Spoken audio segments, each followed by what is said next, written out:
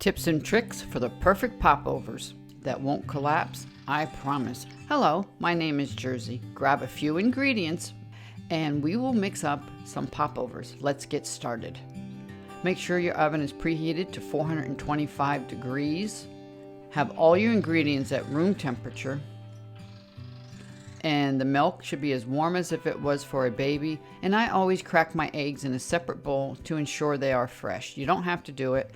And the biggest thing is let the batter sit 15 minutes before pouring it into the pan. And you can print this recipe right below this video. Look at the show more and go print. And here's how you can do it if you have an iPhone. I like mixing everything in a pitcher because my hand beater fits right in there and I can whisk it, all the ingredients. And it calls for 2 large eggs. My girls lay different size. I have an extra large and about a medium, so that will equate about 2 large eggs.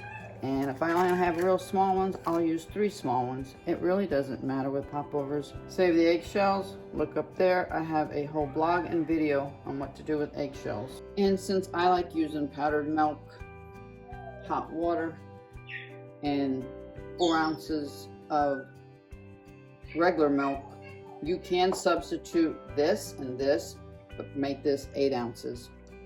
The substitution chart will be in the recipe. So this is hot boiling water, 4 ounces, 2 tablespoons of powdered milk, and I give it a good whisk. Now I add that to my cold milk. If you were only using milk, you'd want the milk to be room temperature. If you are using powdered milk and hot water, go ahead and add it to the 4 ounces of milk. Now this is lukewarm. I like to pre-whisk my eggs. If your milk was too hot, you'd have to temper it. You'd put a little bit of milk, stir, a little bit of milk, stir. You bring it into temperature. Otherwise, you'll have scrambled eggs. I don't need to temper it because the temperature is lukewarm. I'm going to go ahead and add all my ingredients to the pitcher. Melted butter. I'm using ghee, which is always melted. Then I'm going to add my salt to my flour, give that a stir. And now I'm going to add my flour to the egg mixture. I like to mix it well. And you will see it is very liquidy. My oven is heating up, preheating. I let this sit for 15 minutes on the counter. Right before I pour, I'll give it a stir. And today I'm working on dish towels. I'm weaving dish towels. And I'm using a popover pan, cooking spray coconut oil. I will spray this really well and the tops. I do not preheat my pan. I only did it once and I found absolutely no reason why to. You don't need to preheat your pan if your oven is 425 degrees. So I'm going to spray this really well. Let the mixture sit 15 minutes, give it a stir, fill them up about 2/3, and then we'll be back. As you can see, I sprayed them really well. And you want to get definitely on the top and even on the little racks. You can use ghee, butter, any kind of oil that you want. And it's been 15 minutes. I'm just gonna give it a little stir. I checked my oven. It's 425 degrees. I'm gonna fill these up about 2/3.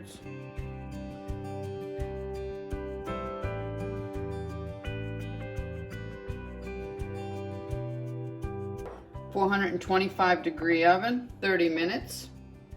Reduce the heat, 350. Do not open the door for another 10 minutes. And there you have it. Let's go bake some popovers. And here they are, almost ready to turn the temperature down. But they look gorgeous. I can't open the oven. No, no, no, don't do that. And this is the tool I'll be using. It actually was a sock puller on a long time ago. I sterilize it and I use it all the time. So I immediately take this, I poke it in there, pull it out, let the steam come out. Then I find where there's a seam and I usually do 2 pokes.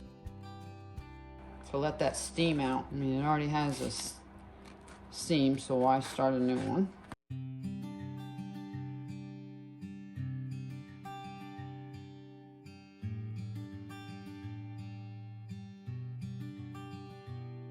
And if you have to, just poke another one. But as you can see, it releases some of that steam in there. You can see it coming out.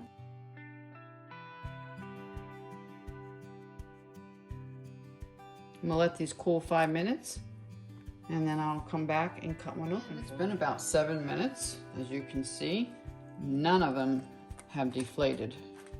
They're still the perfect size, and they'll stay this way even when they cool down, which they basically are. So what I like to do, I take a really sharp serrated knife, and I find where the seam was. You can just use your fingers too. Even though it's been about 5-7 minutes, there's still a little bit of steam left in there.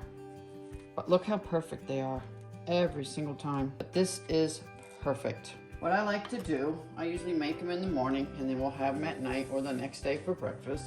I take a clean cotton flour sack towel. They're so pretty. And then I wrap them in the flour sack towel. And then I just put them in my linen bag that I made. And I'll do it even though they're a tad warm. And I put it into one of my bean crocks. And I'm actually making beans in this crock right now for dinner. And here it is the next morning. They are still standing upright. They have not fallen. They're perfect. You can steam these in a steamer basket if you want, or you can wrap them in a towel clean, put it in the microwave for 20 seconds on the bread setting, and they'll come out perfect.